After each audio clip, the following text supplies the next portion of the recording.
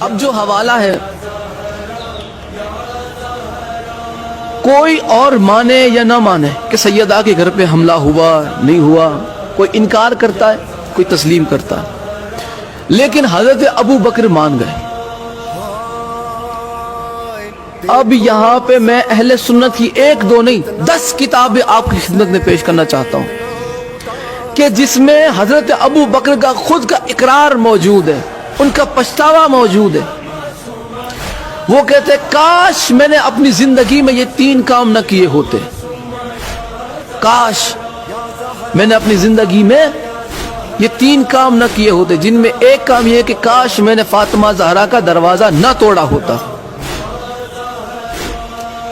10 کتاب اہل سنت کی، کاش میں نے فاطمہ زہرا کا دروازہ نہ توڑا ہوتا، کاش، لیکن انہوں نے توڑا۔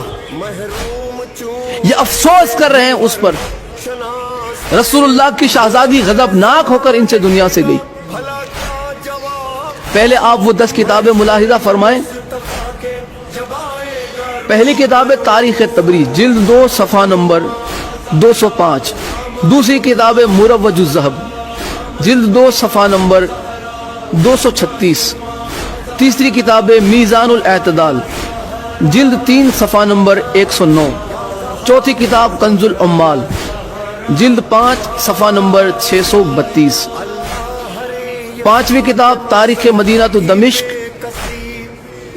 جلد 30 صفحہ نمبر 418۔ چھٹی کتاب معجم الکبیر، جلد 1 صفحہ نمبر 62۔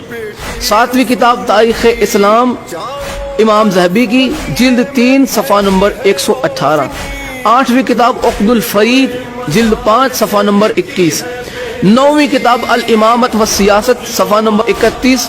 اور 10ویں کتاب احادیث المختارہ، جلد 1 صفحہ نمبر 89۔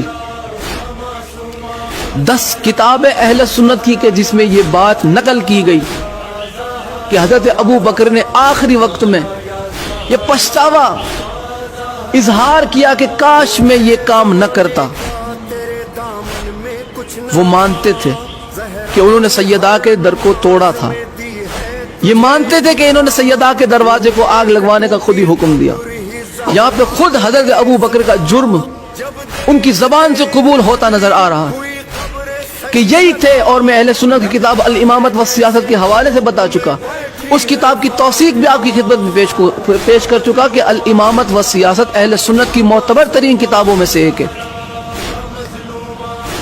اب ہمارا کسی کو منوانے کا کوئی شوق نہیں کہ تم مانتا ہو، تمہیں تمہاری اماں کی قسم، تمہارے عقیدے کی قسم، نہیں مانتے، نہ مانو۔ تم کون سی ہماری قبر میں آؤ گے، یا ہم کون سی تمہاری قبر میں آنے والے؟ ہماری قبر میں بھی اہل بیت آنے والے ہیں، آپ کی قبر میں بھی اہل بیت آنے والے۔ آپ وہ اعمال جمع کیجئے کہ جس کے عوض آپ اہل بیت کی بارگاہ میں منہ دکھا سکے۔ ہم وہ کر رہے ہیں کہ جس کی وجہ سے ہم اہل بیت کی بارگاہ میں منہ دکھا پائیں۔ اہل بیت کا حق جھٹلا کے تم بارگاہ رسول خدا میں کھڑے رہ پاؤ گے؟ کس منہ سے کھڑے رہو گے رسول اللہ کی بارگاہ میں؟ کیا منہ دکھاؤ گے؟ ہمیں آپ کا تو نہیں پتا، ہمیں ہماری آخرت کی فکر ہے، اور ہم جانتے ہیں کہ آخرت میں جس کا دبدبا ہے، ہم جانتے ہیں کہ آخرت میں شفاعت جن سے ملنی ہے وہ صرف اور صرف ذات محمد اور اہل بیت محمد ہے۔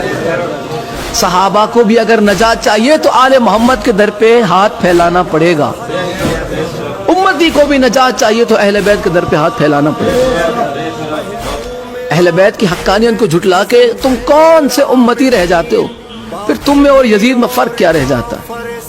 تم میں اور ابو سفیان کے کردار میں فرق رہ کیا جاتا ہے؟ کیسے ہو تم مسلمان؟ سرکار عمران کو کافر کہہ کے ایسے سینہ چوڑا کر کے چلتے ہو۔ تم میں اور معاویہ میں فرق کیا ہے؟ تم میں اور ابو سفیان میں فرق کیا ہے؟ تمہارے اسلام سے اسلام کو فائدہ کیا ہوا؟ تمہارے مسلمان ہونے سے اسلام کو فائدہ کیا ہوا جبکہ تم سرکار عمران کو کافر مانتے ہو؟ کون سا فائدہ پہنچاتے ہو تم اسلام کو؟